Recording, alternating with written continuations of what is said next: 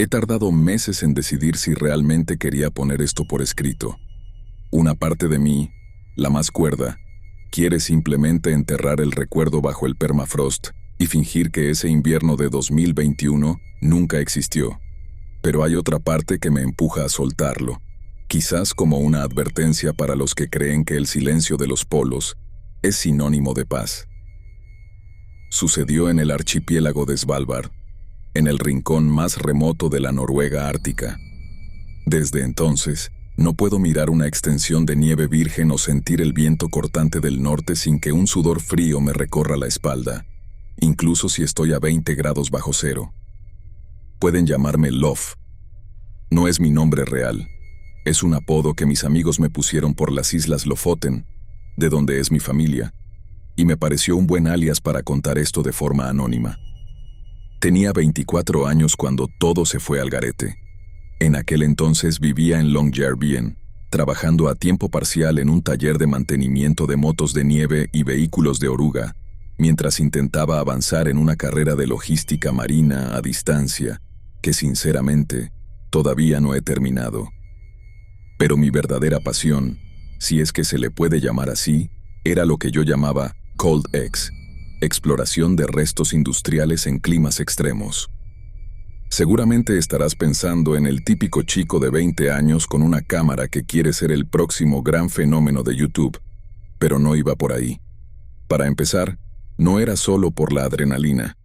Tenía un equipo serio, una Sony Alpha 7R4, que me había costado 2 años de ahorros y privaciones, y en lugar de buscar likes, sacaba algo de dinero vendiendo mis fotos.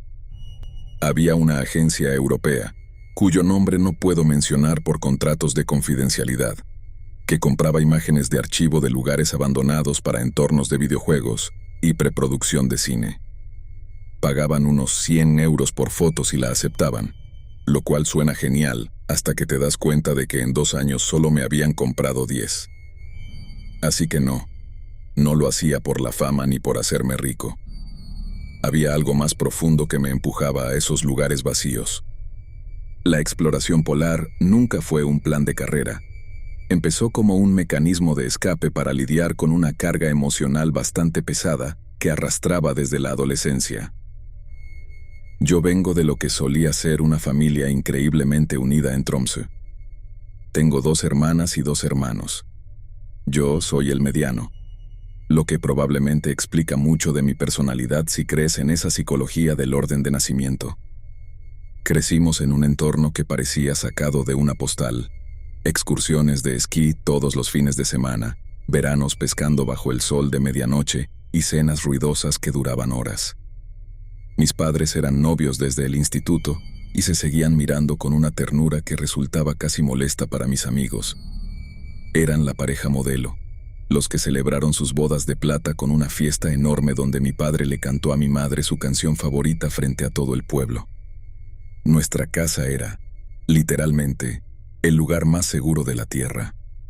Pero cuando cumplí los 16, todo ese mundo de cristal saltó en 1000 pedazos. Un martes de marzo volví de clase y encontré a mi madre sentada en el suelo de la cocina, rodeada de documentos de divorcio y cajas de cartón. No hubo avisos previos. No hubo gritos que nosotros, los hijos, hubiéramos escuchado.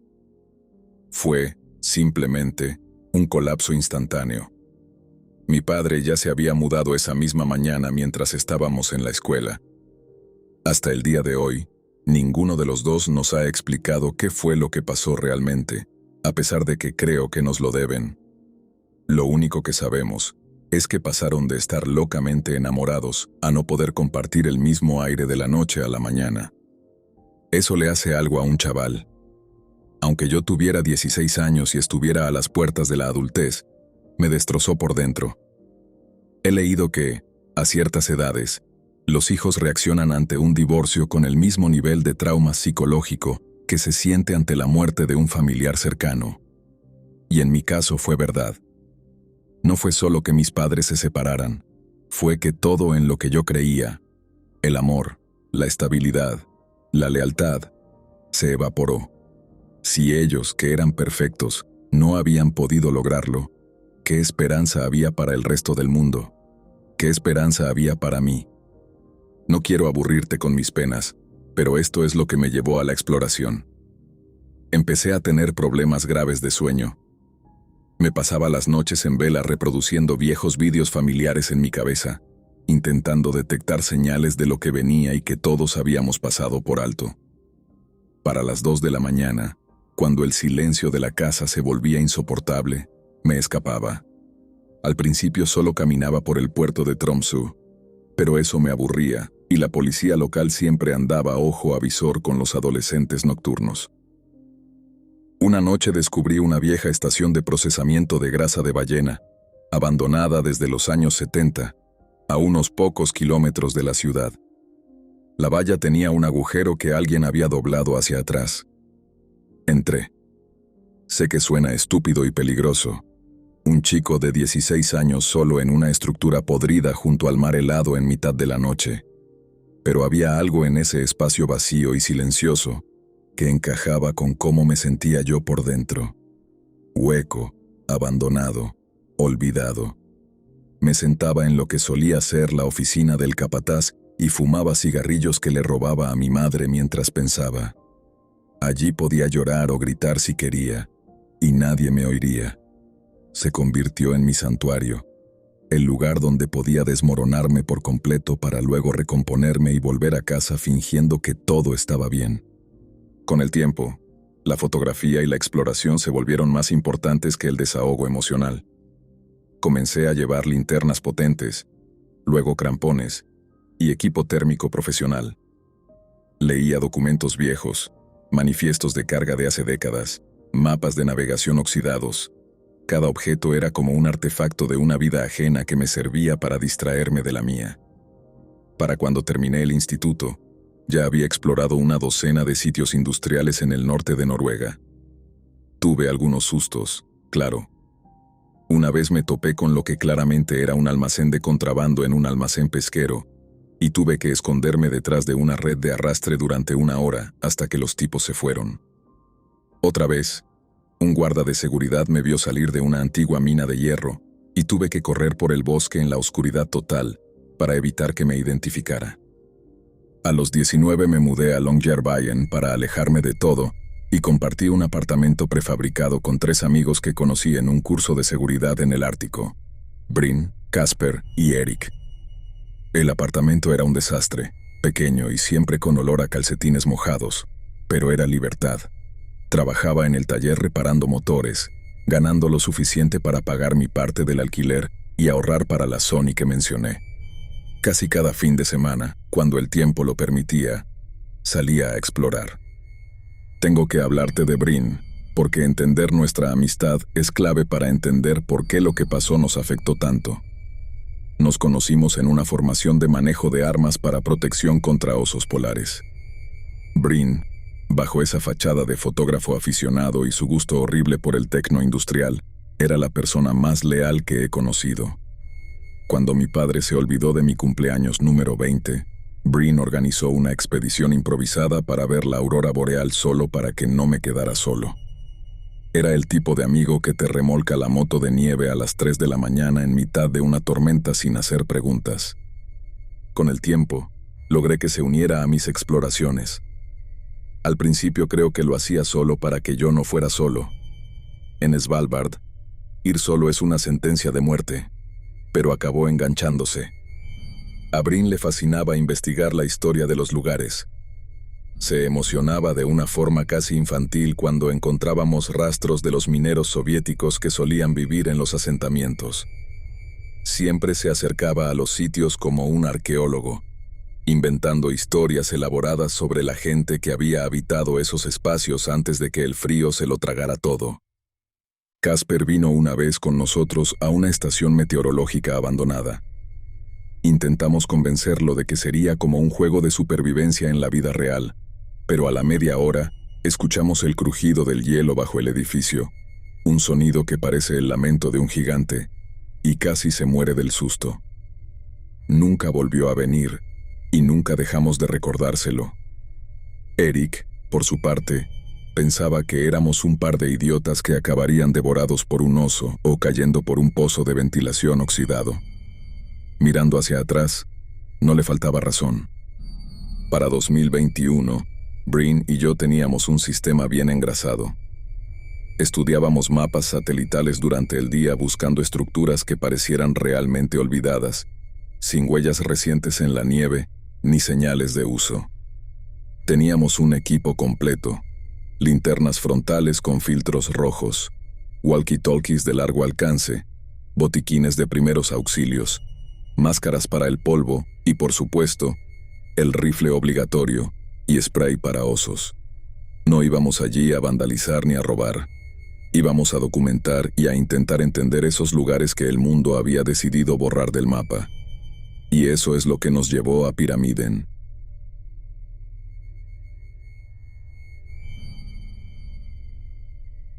Bryn encontró este lugar en un antiguo mapa de concesiones mineras soviéticas a principios de esa semana. Era un complejo masivo de edificios cerca de Pyramiden, la ciudad fantasma. Por lo que pudimos averiguar, había servido como una especie de centro cultural y deportivo de élite para los altos mandos mineros en los años 70, y fue abandonado rápidamente cuando la Unión Soviética empezó a desmoronarse y el mantenimiento se volvió imposible. Lo realmente emocionante era que la estructura principal era gigantesca para estar en medio de la nada ártica. Solo el edificio central parecía tener unos 3.000 metros cuadrados según los registros antiguos, con varios anexos y almacenes rodeándolo. Los lugares de ese tamaño solían conservar cosas interesantes porque era demasiado caro y difícil transportar todo de vuelta al continente a través del mar helado. «Este es el sitio», había dicho Bryn, prácticamente saltando en su silla mientras me mostraba las fotos satelitales en su portátil. «Este es el que nos va a dar esos dulces euros por fotos de archivo». Me lo había dicho de los últimos 5 lugares que visitamos, y se lo recordé, pero yo también estaba emocionado. La escala del edificio era impresionante, y el hecho de que estuviera tan aislado significaba que probablemente no había sido saqueado por otros exploradores o buscadores de chatarra. Pasamos los siguientes días preparándonos. Bryn estaba obsesionado, literalmente. Recuerdo la lista de verificación que me mostraba en su teléfono. Cosas que hacer, que llevar. Raciones de emergencia. Comprobaba los informes meteorológicos cada pocas horas, calculando las horas de penumbra y las fases lunares por alguna razón que solo él entendía. Quería que fuéramos el viernes, pero yo tuve que trabajar hasta tarde en el taller, así que lo pospusimos para el sábado. Recuerdo que se puso extrañamente ansioso por ese retraso, como si tuviera una premonición o algo así, aunque probablemente sea solo mi mente jugando conmigo en retrospectiva. Quizás habríamos evitado el horror si hubiéramos ido el viernes. ¿Quién sabe? Cargamos todo en la moto de nieve de Bryn, una vieja Polaris de 2003 que sus padres le habían regalado cuando terminó el instituto. Esa cosa tenía miles de kilómetros encima y emitía unos ruidos bastante preocupantes cada vez que girabas hacia la izquierda, pero aún así era perfecta para llegar a lugares de difícil acceso. El viaje hacia allí comenzó como cualquier otra noche de exploración. Paramos en la pequeña tienda de Longyearbyen para comprar bebidas energéticas y cecina de reno. El tipo que trabajaba allí siempre bromeaba con que éramos cazadores de fantasmas. ¿Han encontrado ya algún espectro ruso por ahí arriba?, nos preguntó. Todavía no, respondió Bryn, pero esta noche me siento con suerte. Mirando hacia atrás, esas palabras se sienten como un presagio funesto, pero en aquel momento solo nos reímos y nos fuimos. El trayecto por la costa helada era hermoso de esa manera inquietante que tienen los paisajes árticos por la noche. La temperatura había caído por debajo de los 25 grados bajo cero y se estaba formando escarcha en nuestras viseras. El motor rugía con esfuerzo, pero avanzábamos con decisión. Bryn llevaba puesto un podcast sobre teorías de la conspiración y pasamos gran parte del camino discutiendo si lo que decían era una locura total o si había algo de verdad oculta entre tanta paranoia. A mitad de camino, Pasamos por una antigua valla perimetral de la mina que se suponía debía estar cerrada, pero que afortunadamente colgaba abierta de sus bisagras. La cadena había sido cortada hace años y nunca la reemplazaron. Aparcamos a unos 500 metros del edificio principal, detrás de una formación de rocas basálticas que nos cubría del viento. Siempre hay que ocultar el vehículo si se puede. Esa es la regla número 1 de la exploración. Luego caminamos el resto del trayecto. La luna estaba casi llena esa noche, así que la visibilidad natural era bastante buena para los estándares del invierno polar. «Ahí está», susurró Brin, aunque no había ninguna razón real para susurrar. El edificio se materializó de la oscuridad como algo sacado de una pesadilla arquitectónica. Una gran estructura de hormigón brutalista, con una base de piedra y ventanales enormes, la mayoría de los cuales estaban rotos o cubiertos de una capa gruesa de hielo. Parte de la entrada lateral se había hundido por el peso de las décadas de nieve, pero el cuerpo central parecía sorprendentemente intacto. Incluso en su estado de ruina, se notaba que ese lugar había sido magnífico y poderoso en su día. «Madre mía», dijo Brin a medida que nos acercábamos. «Mira el tamaño de esto. Alguien invirtió una fortuna aquí». «Invirtió» es la palabra clave, dije yo, pasando el haz de mi linterna sobre la pesada puerta de madera reforzada que colgaba de sus goznes. Esa puerta tenía relieves tallados a mano, mineros, estrellas, hoces y martillos entrelazados con motivos de montañas, todo hecho con una dedicación que ya no se ve. Alguien se preocupó lo suficiente como para encargar esa obra, y un artista pasó meses tallándola, y ahora simplemente se estaba pudriendo en el fin del mundo. Brin se quedó mirándola con un rastro de tristeza en los ojos. Entramos sin siquiera tener que empujar la puerta. En el interior, nuestras linternas revelaron lo que alguna vez había sido un vestíbulo impresionante, con techos de 10 metros de altura y una escalera de mármol que subía hacia la penumbra.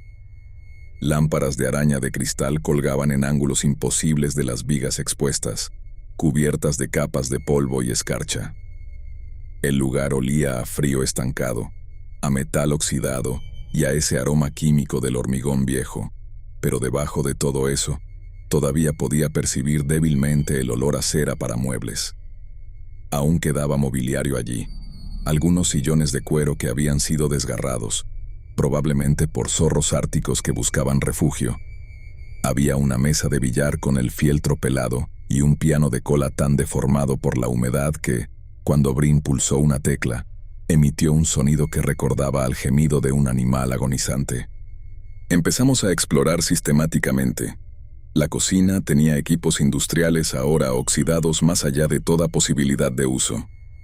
En lo que debió ser una oficina administrativa, encontramos permisos de trabajo de 1978 y correspondencia oficial sobre la producción de carbón. Lo realmente interesante era el ala que no había sido dañada por las filtraciones de agua. Era como dar un paso atrás en el tiempo. Paneles de madera oscura, alfombras de color naranja quemado y dispositivos electrónicos de grano de madera de los años 70. Había incluso un reproductor de cintas de bobina abierta y un mueble bar que todavía conservaba botellas vacías de un vodka ruso que nunca había visto en mi vida. Llevábamos allí cerca de 1 hora, y yo estaba logrando unas tomas increíbles de la decadencia y el abandono para mi agencia. Entonces Brin me llamó desde algún lugar más profundo del edificio, cerca de la zona del auditorio. «Love, tienes que ver esto. Ahora mismo». Lo encontré en lo que parecía ser una sala de mantenimiento o utilería en la parte trasera del ala intacta. A diferencia del resto de la estructura, esta habitación era austera y puramente funcional. Y en el suelo, había una pesada trampilla de hierro con un candado que alguien había cortado recientemente.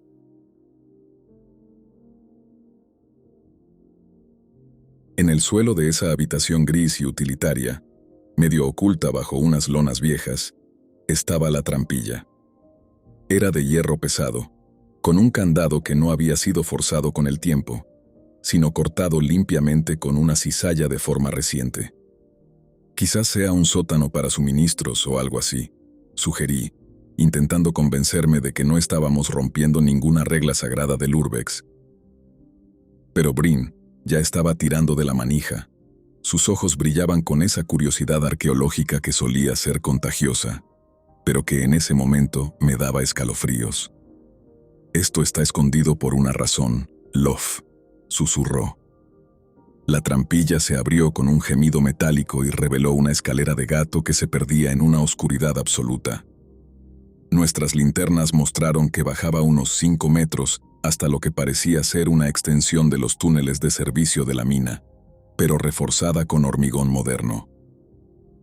«Estas montañas están llenas de pozos de ventilación y túneles soviéticos», dije, aunque algo en el aire que subía desde allí se sentía diferente, más denso.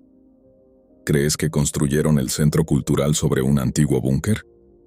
«Solo hay una forma de saberlo», respondió Brin, que ya tenía un pie en el primer peldaño. Y así, bajamos. Yo seguía a Brin, sintiendo cómo la temperatura caía drásticamente a medida que descendíamos. El frío del permafrost allí abajo era distinto. No era el viento del norte, era un frío estático, como el de una tumba. Al llegar al fondo, nos encontramos en un túnel tallado directamente en la roca, reforzado con arcos de hormigón cada 3 metros. El techo era lo suficientemente bajo como para que tuviéramos que agacharnos un poco, y las paredes sudaban una humedad congelada que brillaba bajo nuestras luces. «Esto no es una mina», dijo Brin, pasando su mano por las paredes lisas. «Alguien puso mucho trabajo y dinero aquí abajo». El túnel seguía recto unos 15 metros y luego se abría en una cámara mucho más grande. Y ahí fue cuando todo se volvió surrealista y aterrador. Lo primero que notamos fue que esa habitación tenía electricidad.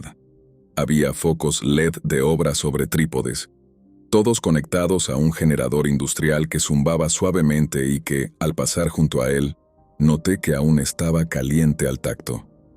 La sala medía unos 10 metros de ancho por 12 de largo, con un suelo de cemento pulido que reflejaba la luz blanca y cruda de los LED. Y no estaba vacía. «Brin», susurré, sintiendo la garganta seca como si hubiera tragado arena. «Esto no es buena idea. Tenemos que largarnos ahora mismo». Pero él ya estaba avanzando, atraído por el horror de lo que estábamos viendo. Había cadenas atornilladas a las paredes a diferentes alturas y un colchón manchado en una esquina que parecía perturbadoramente reciente.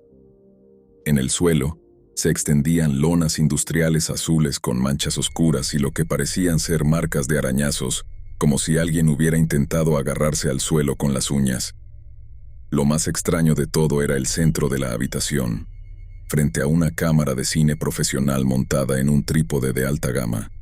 Había un bloque de hielo masivo, translúcido, que contenía algo vagamente humano en su interior, una silueta distorsionada y congelada. «¿Qué demonios es este lugar?». La voz de Brin era apenas un hilo. Su habitual actitud bromista había desaparecido por completo. Parecía genuinamente aterrorizado. Entonces percibimos un olor. No era el olor a abandono que mencioné antes. Esto olía a algo orgánico y metálico al mismo tiempo, como óxido mezclado con carnicería. «Nos vamos, Brin», dije, agarrándolo del brazo con fuerza. «Ahora». «Espera, ¿has oído eso?», dijo él soltándose. Me detuve y escuché. Había un sonido al fondo de la cámara, un sollozo suave, casi como el de un animal herido. Nos quedamos paralizados.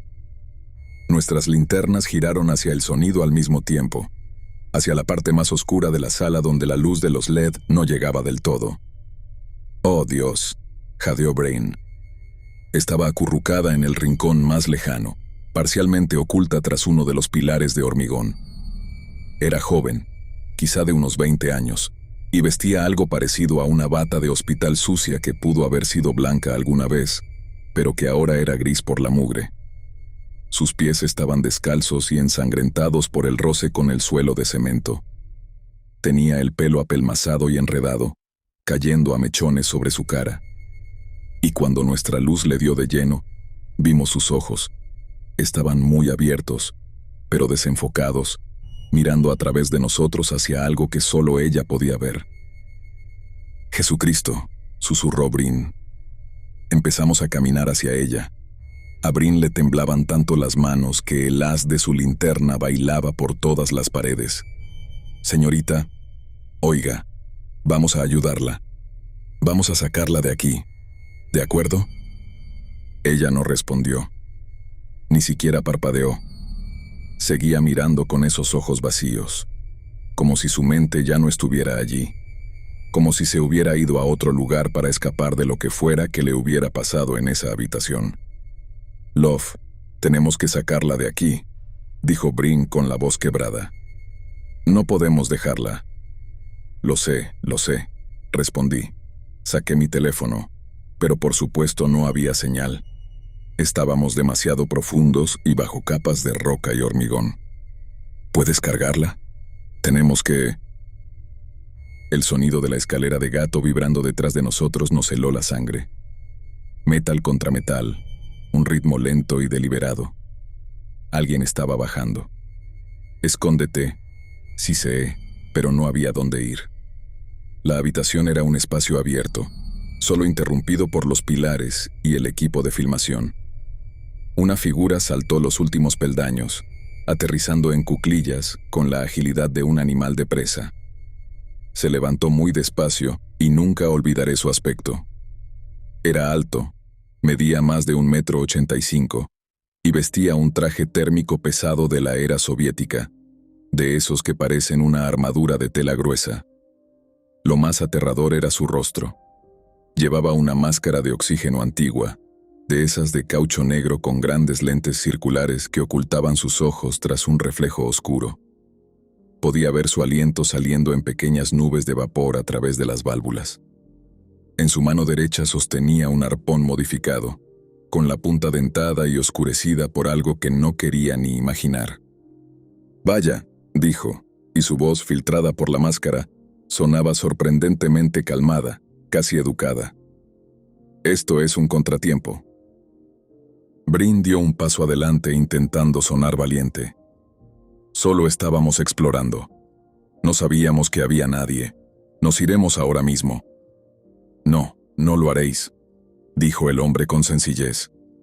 En ese momento, la chica emitió un sonido parecido al de un animal agonizante y la oí removerse detrás de mí. La cabeza del hombre se giró hacia ella con violencia y rugió: «¡Cállate!». Ese segundo de distracción fue todo lo que necesitamos. Brin agarró uno de los focos LED pesados y lo lanzó con todas sus fuerzas hacia la cabeza del hombre. Impactó con un crujido seco y el tipo tropezó hacia atrás. Corrimos desesperados hacia la escalera. Yo subí primero, trepando como si me fuera la vida en ello, con Brin pisándome los talones. Debajo de nosotros, los pasos pesados del hombre se acercaban, subiendo la escalera con una fuerza inhumana. Salimos por la trampilla y atravesamos el centro cultural corriendo, saltando sobre escombros y muebles rotos. Podía oírlo salir de la trampilla detrás de nosotros. Llegamos al exterior y corrimos a toda velocidad hacia donde habíamos dejado la moto de nieve. Estuve a punto de chocar contra varias rocas en la oscuridad, tropezando con la nieve profunda. El aire ártico, helado y escaso, hacía que cada bocanada quemara mis pulmones, pero no me detuve. Sabía lo que pasaría si lo hacía. Cuando llegamos a la Polaris, a Brin le temblaban tanto las manos que se le cayeron las llaves 2 veces antes de lograr arrancarla. Mientras bajábamos a toda velocidad por la costa helada, miré hacia atrás y vi una figura de pie junto a la entrada del edificio, observándonos partir. Simplemente parado allí, sin perseguirnos, como si supiera algo que nosotros no. «La chica», jadeé, intentando recuperar el aire. «Tenemos que volver por ella». «¿Estás loco?». Brin conducía demasiado rápido para el estado del terreno. La moto de nieve derrapaba en las curvas de hielo y los faros barrían violentamente la oscuridad. «No vamos a volver allí. Llamaremos a la policía, que ellos se encarguen». Nunca lo había visto tan asustado. De hecho, yo nunca había sentido un terror tan absoluto. Todo mi cuerpo vibraba. Aparcamos en un mirador cerca de Longyearbyen, cuando por fin tuvimos cobertura. Nos quedamos allí un minuto con el motor encendido, tratando de procesar lo que habíamos visto. ¿Qué narices era eso?, dijo Brin finalmente. ¿Qué demonios acabamos de ver? No lo sé y no quiero saberlo, respondí. Tenía el teléfono en las manos, temblando. Pero esa chica, Brin, parecía que llevaba allí Dios sabe cuánto tiempo. Sus ojos, dijo él, y supe exactamente a qué se refería. Esas pupilas vacías y desenfocadas me perseguirían por el resto de mis días. Finalmente llamé a la policía de Svalbard, tratando de mantener la voz lo más estable posible para explicar lo que habíamos encontrado. La operadora se tomó el informe en serio. Secuestro, una persona armada, una cámara subterránea. Dijo que enviarían una patrulla de inmediato y nos pidió que esperáramos en la entrada del camino minero para guiarlos.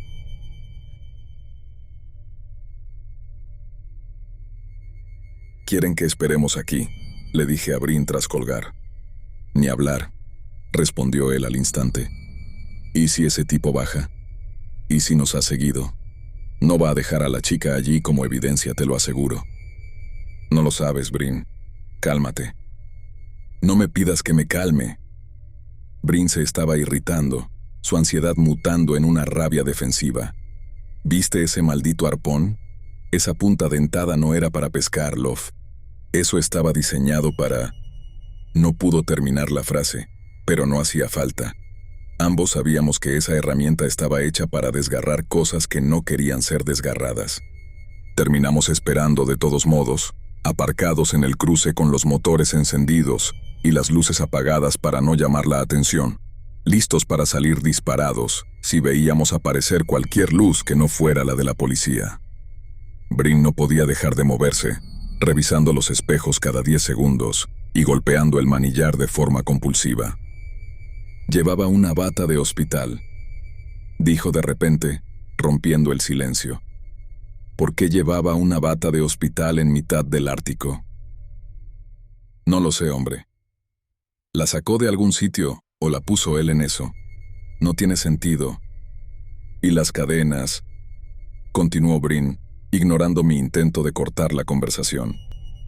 «Había varios juegos de cadenas en las paredes, a distintas alturas. Eso significa... Oh Dios, significa que ella no fue la primera». Esa idea me revolvió el estómago físicamente. Recé para que Brin se equivocara, pero si tenía razón, ¿cuántas personas más habían pasado por esa cámara subterránea? ¿Y con qué fin estaban filmando ese bloque de hielo? Tardaron casi 2 horas en llegar. 2 oficiales del Sysselmesteren aparecieron en motos de nieve de alta potencia, con rostros endurecidos y visiblemente molestos por haber sido llamados a una zona de exclusión minera en mitad de la noche. Nos escoltaron de vuelta al complejo. Pero cuando regresamos a aquel edificio de hormigón, todo había cambiado. La trampilla de hierro estaba ahora cerrada y, lo más inquietante, lucía un candado nuevo. Un candado de alta seguridad, de acero reforzado, que brillaba bajo las linternas de los oficiales. Parecía recién sacado de una ferretería. El primer oficial intentó forzarlo con una cizalla pesada mientras su compañera mantenía la mano sobre su arma reglamentaria, vigilando las sombras del gran salón. «No cede», dijo el oficial tras varios minutos de esfuerzo inútil. En ese momento, su radio cobró vida con un aviso urgente. Un accidente de un grupo de turistas en un glaciar cercano que requería todas las unidades disponibles para una evacuación médica. «Escuchen, volveremos mañana con equipo de corte pesado», nos dijo el oficial, tomando nuestros datos de contacto de forma apresurada. «Tendremos un equipo completo aquí a primera hora. No se preocupen». Pero nunca volvieron. Cuando llamé a la oficina al día siguiente, me dijeron que habían investigado y que solo encontraron un viejo sótano de almacenamiento de la era soviética, sin rastro de actividad reciente ni evidencias de ninguna mujer. El oficial con el que hablé uno distinto a los de la noche anterior, sugirió con un tono paternalista que quizás habíamos sido víctimas de alguna broma de cazadores de leyendas urbanas, o que, peor aún, el frío extremo y el cansancio nos habían provocado alucinaciones por hipoxia leve.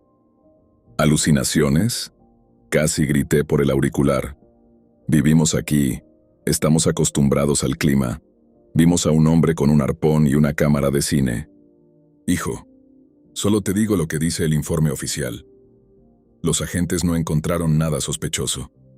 Breen se tomó la noticia peor que yo. Se convenció de que aquel hombre tenía contactos dentro de la administración local, o que era alguien con demasiado poder para ser molestado.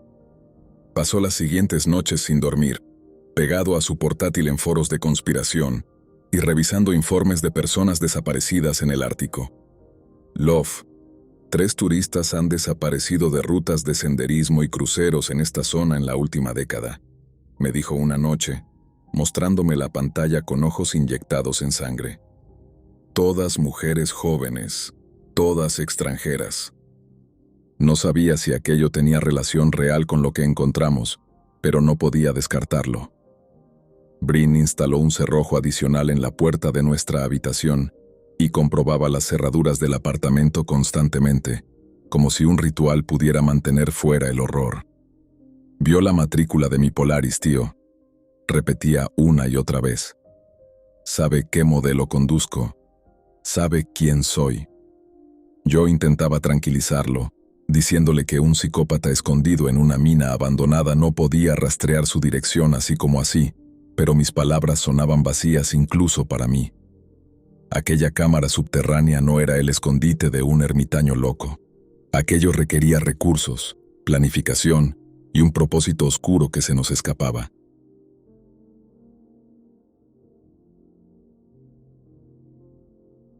¿Cómo sabes que es un tipo cualquiera?, me soltó Breen aquella noche, con la mirada clavada en la pared del apartamento. Ese búnker no lo construyó un ermitaño muerto de hambre.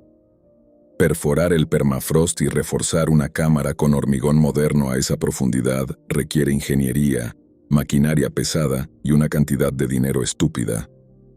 Eso no fue un accidente, Love. Fue una inversión. Breen tenía razón. Y me aterrorizó darme cuenta de que yo no lo había pensado hasta ese momento. ¿En qué demonios nos habíamos metido? Lo que encontramos bajo Piramiden no era un refugio de ocupas, era una operación técnica.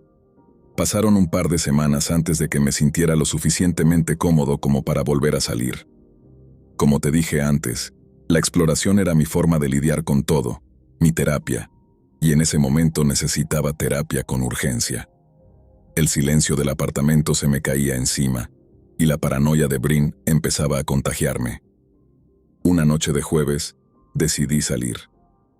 No volví a Piramiden, obviamente. No pensaba acercarme a ese lugar ni en 100 años. Fui a un sitio que consideraba fácil, y sobre todo, seguro. Era una antigua estación de servicio técnica, un pequeño puesto de avanzada de Svalbard Auto, de los años 60, que servía para dar apoyo a los camiones de carbón en el cruce hacia Volterdalen.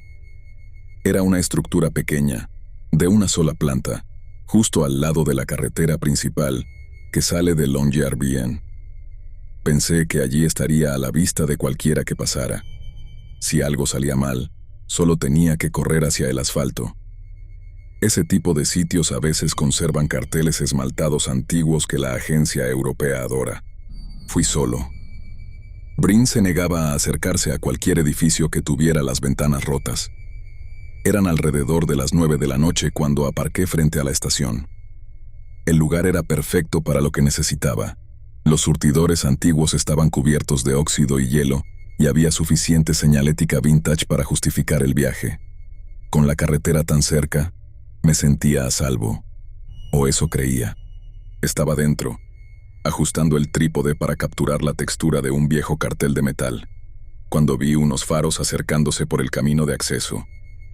Un todoterreno masivo, uno de esos modificados con ruedas de 1 metro para la nieve, se detuvo justo al lado de mi coche, bloqueándolo por completo. El conductor se bajó. Llevaba una chaqueta térmica oscura con la capucha puesta, pero su complexión era inconfundible. Era él, el tipo del búnker. Me quedé quieto como una estatua, conteniendo la respiración en la oscuridad de la estación mientras lo veía romper el cristal de mi coche con una facilidad pasmosa. No saltó la alarma. Simplemente se inclinó hacia el interior durante unos 30 segundos. Luego se retiró, caminó hasta el centro del área de estacionamiento y miró directamente hacia la ventana rota desde donde yo lo observaba. No podía ver su cara bajo la sombra de la capucha, pero levantó el brazo, señaló mi coche y me dio un pulgar arriba de forma lenta y exagerada. Luego se subió a su vehículo y se alejó con total parsimonia. Esperé 10 minutos, temblando no solo por el frío, antes de atreverme a salir. Caminé rodeando mi propio coche, aterrorizado de que hubiera dejado una trampa o algo peor en el interior. Finalmente, el deseo de largarme de allí superó al miedo. Abrí la puerta del conductor. En el asiento, arrugada, había una nota de papel arrancada de un cuaderno de bitácora. La abrí con manos torpes. Decía, sé que ambos lo vieron. Conduje de vuelta a Longyearbyen a una velocidad absurda, ignorando el viento que entraba por la ventanilla rota. La nota estaba en el asiento del pasajero y la miraba de reojo como si fuera una granada a punto de estallar. Mi corazón iba a 1000 por hora. Me recordaba a Brin bajando de la mina aquella noche. ¿Qué significaba esa nota? Por supuesto que lo vimos. Vimos a la mujer. Lo vimos a él. ¿Pero era una amenaza? ¿Una advertencia? ¿Qué quería de nosotros? Cuando llegué al apartamento, Brin estaba en la sala jugando a un shooter con el volumen demasiado alto. Solía hacerlo cuando la ansiedad lo superaba. Consideré no mostrarle la nota para no hundirlo más, pero decidí que merecía saberlo. Se la puse delante y vi cómo su cara pasaba de la palidez habitual al terror absoluto. «Tío, tenemos que mudarnos», dijo. «Empaquemos todo y larguémonos de Svalbard esta misma noche, en el próximo vuelo a Tromsø». «¿Y a dónde vamos?», le pregunté. «No tenemos dinero para un hotel en el continente y nuestros nombres están en este contrato de alquiler. No es tan fácil». En ese momento, sonaron 3 golpes en la puerta principal.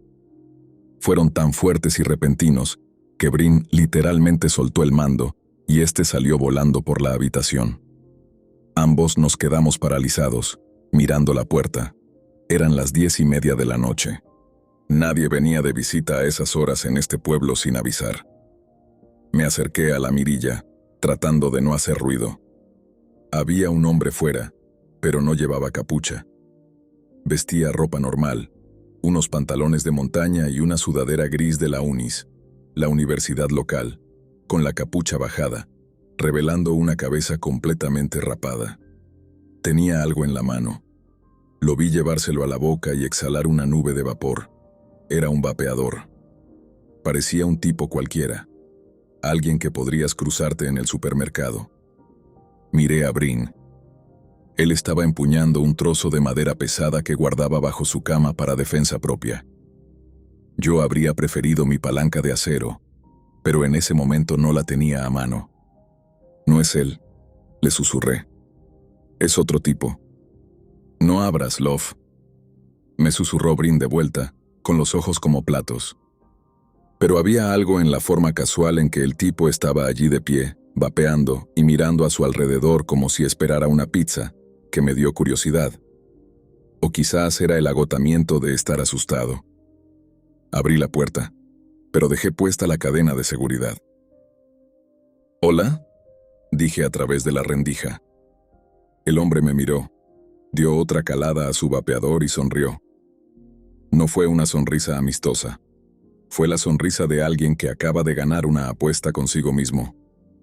«¿Tú eres Love?», preguntó. No respondí, pero algo en mi cara debió confirmárselo. Se rió suavemente y negó con la cabeza. «¿Necesitas ayuda con algo?», pregunté, intentando mantener la voz firme. «No», dijo, dándose la vuelta para irse. Pero se detuvo, miró sobre su hombro y añadió: «Solo quería decirte que ahora yo también he visto». Me dio un pulgar arriba, el mismo pulgar arriba exagerado que el hombre de la estación me había dado, y se perdió en el pasillo. Cerré la puerta de golpe y eché todos los cerrojos. Cadena, pestillo, incluso arrastré una silla para trabar el pomo. Brin ya estaba al teléfono con la oficina del gobernador, pero por su cara supe que no nos estaban tomando en serio. Un tipo vino a su puerta y dijo algo raro. «Entiendo, pero no ha habido amenaza, no es un crimen. Tengan una buena noche». A la mañana siguiente fui directo a la oficina del Sysselmesteren. Insistí en presentar una denuncia en persona, describiendo al hombre y explicando la conexión con el búnker de Pyramiden y la mujer que habíamos encontrado. El oficial que me tomó la declaración mantuvo una expresión de escepticismo profesional todo el tiempo. Cuando terminé, se encogió de hombros. «Parece un conflicto de territorio entre cazadores furtivos o alguien protegiendo un almacén ilegal», dijo con desinterés. «No les gusta que los extraños husmeen en sus operaciones. Y esa mujer probablemente estaba bajo los efectos de alguna sustancia. Hay gente que se mete en esos túneles para consumir. Les están avisando para que se alejen de su zona». «¿Me está diciendo que unos cazadores furtivos tienen búnkeres subterráneos de hormigón?», argumenté. «¿Que pueden entrar en coches cerrados y saben nuestros nombres y direcciones?». El oficial volvió a encogerse de hombros.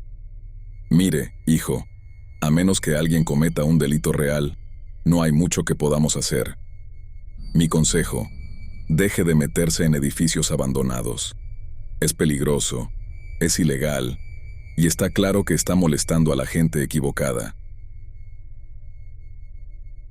Quería gritarle, descargar toda mi rabia contra aquel oficial, pero ¿qué sentido tenía? No iban a mover un dedo a menos que alguien saliera herido de verdad, y ese alguien probablemente sería yo o Brin.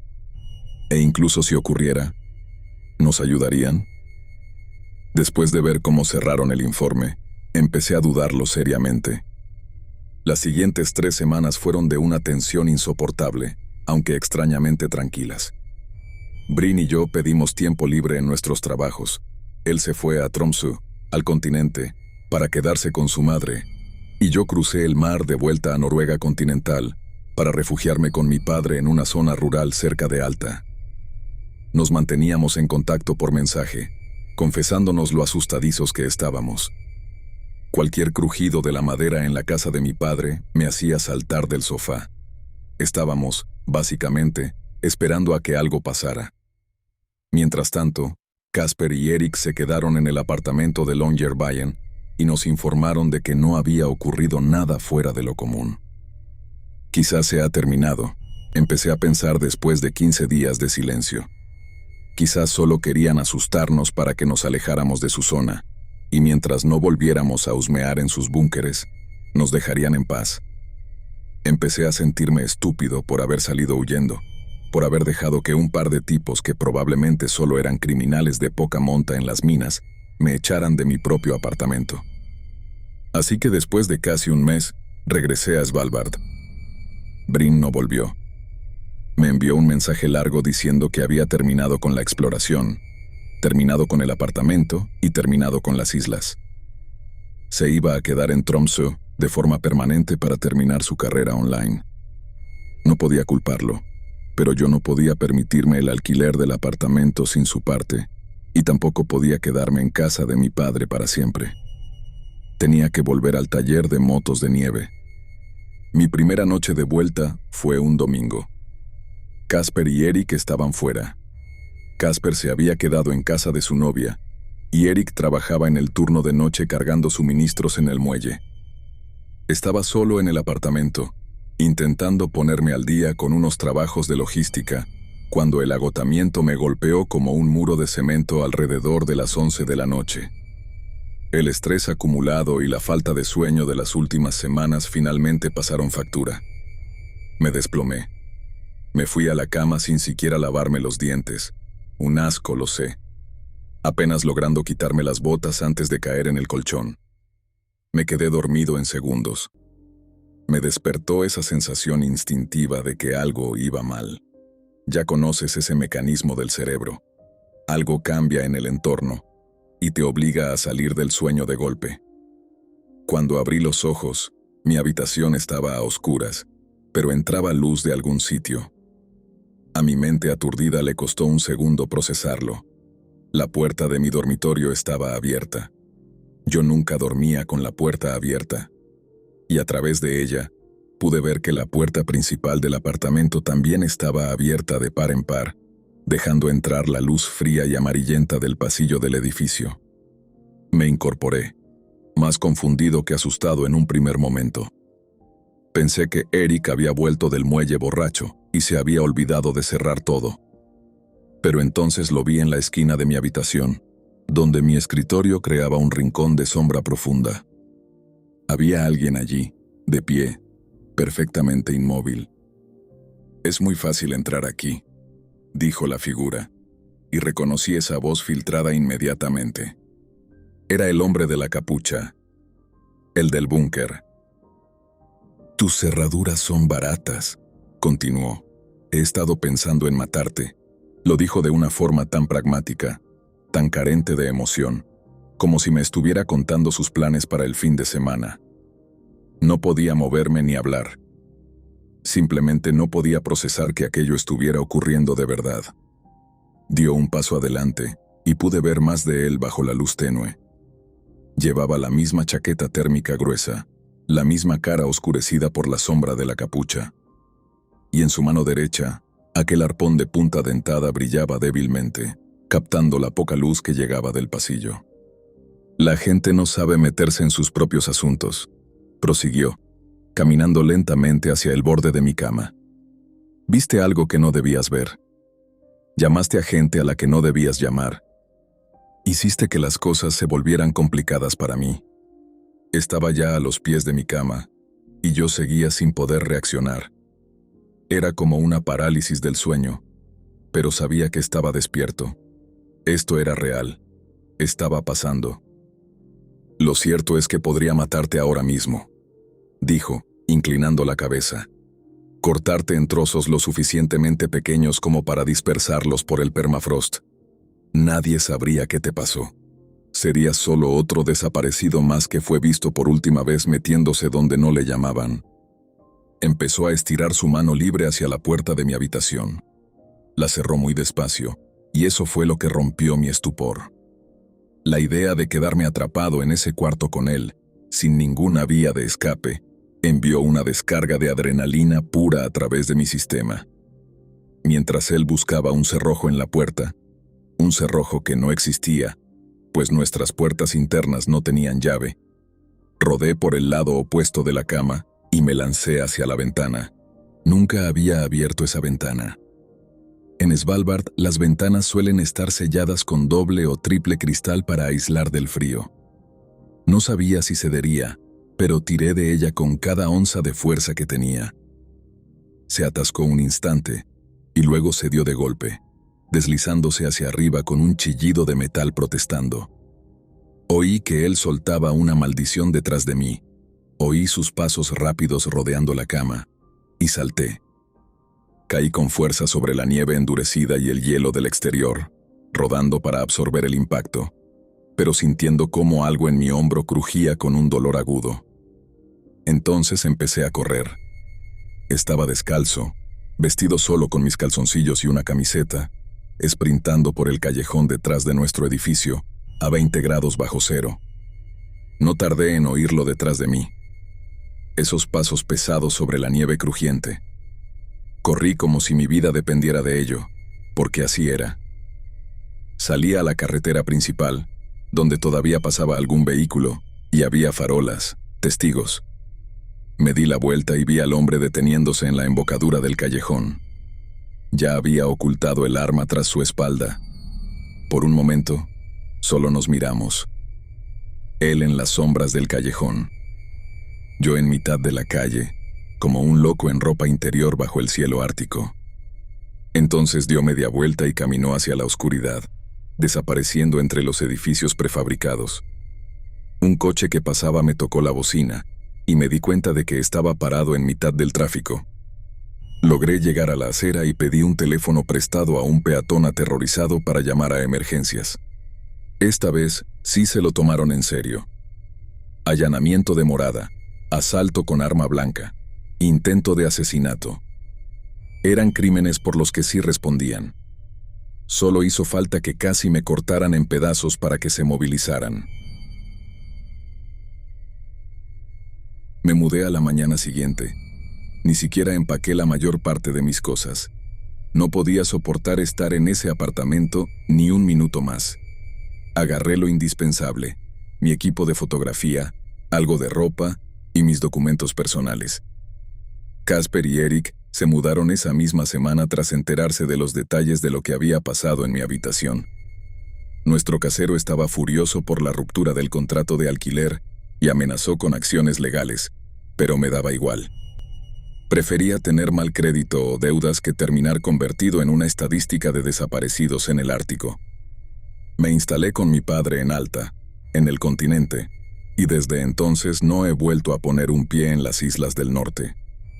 Tiempo después, supe por Casper que el Sysselmästaren finalmente envió un equipo de investigación a aquel complejo en Pyramiden, pero descubrieron que todo el edificio principal se había quemado por completo.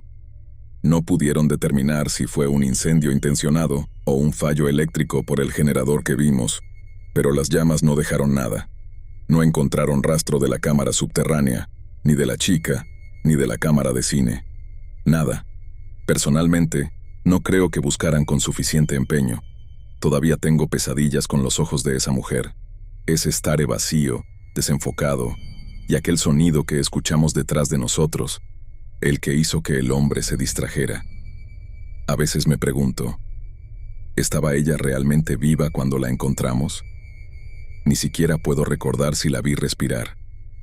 ¿Fue aquel sonido un último estertor de muerte? ¿Y si estaba viva, seguía allí cuando el lugar estalló en llamas?